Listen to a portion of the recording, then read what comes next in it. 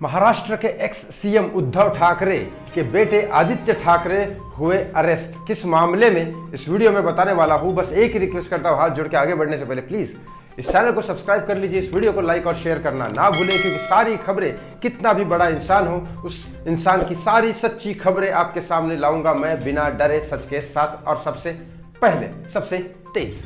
Yes, मैं Ganesh Shivarkar, Sushant Singh Rajput friend में Bollywood choreographer और न्यूज चैनल में सबसे ज्यादा कनेक्टिविटी रिपोर्टर के साथ रखने वाला मैं आपको सच्ची खबर दे रहा हूं। आदित्य ठाकरे का नाम बहुत सारे केसेस में है, बहुत सारे केसेस में है। यस, खिचड़ी स्कैम, कोरोना के टाइम पे खिचड़ी प्रोवाइड की गई थी गवर्नमेंट की तरफ से, वो लोगों को देना था, उसमें भी खिचड़ी स्कैम में नाम आया।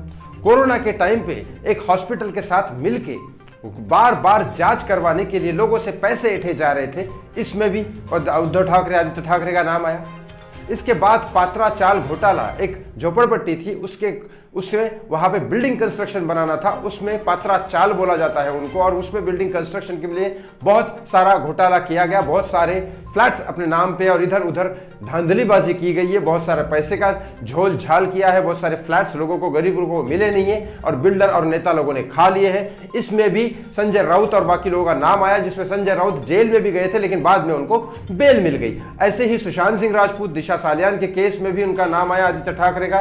नारायण राणे जिस तरह से कह रहे हैं और सोशल मीडिया पे नाम आया है। और उसके बाद पालघर का साधु का जो मामला हुआ था, उसमें उद्धव ठाकरे बोल रहे थे कि वो नॉर्मल केस है, कोई ऐसा साधु को मारने का प्लान नहीं था, लेकिन उस वीडियो में सीधा सीधा दिखाई दे रहा था कि वो साधु बेचारे जो भी हो, आज अगर कोई अपराधी भी हो और पुलिस की शरण में आता है तो पुलिस उसकी रक्षा करती है, यही वो शपथ लेते हैं। बाद में कानून अदालत उसको जो सजा दे वो दे, ऐसा ही होता है। लेकिन वो बेचारे सनातनी साधु थे, उनका भेदभाव देख के, उनके चेहरे के भेष भाव देख के सीधा समझ में आता था बेचारे साधु है, वो एज हो गया उनका, वो लोग उनको मारने आ रहे थे, एक सनातनी हिंदू साधु को मारने आ रहे थे और वो पुलिस की शरण में गए, पुलिस को हमको बचाओ, और पुलिस वाले खुद उनको गुंडों के हवाले कर दिया और बहुत बुरी तरीके से उनकी हत्या की गई। इसमें भी बहुत सारे केसेस में ऐसा नाम है, बहुत सारी धांधलीबाजी सिर्फ 2.5 साल की सरकार बनने के बाद इन्होंने की।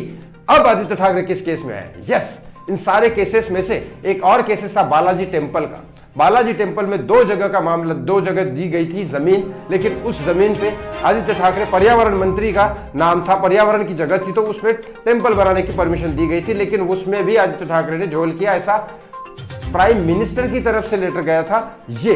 लेकिन इस केस में भी नहीं अंदर गया। कौन से केसेस में आदित्य ठाकरे अरेस्ट हुए मैं बताता हूं। एक खिचड़ी स्कैम था, कोरोना का खिचड़ी स्कैम, जिसमें सूरज चौहान, उनके एक मंत्री थे, उनके थ्रू और कॉन्ट्रैक्टर के थ्रू उस खिचड़ी स्कैम में, मतलब कोरोना के टाइम जो लोग बेचारे अपने घर नहीं जा सकते, एक जगह बैठे हुए हैं, डिस्टेंस संभाल के एक दूसरे से लोगों के, वहां से बैठे, उनको खाने को नहीं है, तो उसमें सेंट्रल गवर्नमेंट ने, मतलब बीजेपी ने सेंट्रल गवर्नमेंट में से वहां से एक खिचड़ी प्रोवाइड की गई थी, लोग कम से कम भूखे ना मरे, उनको खिचड़ी देती, उसमें भी इन्होंने झोल किया।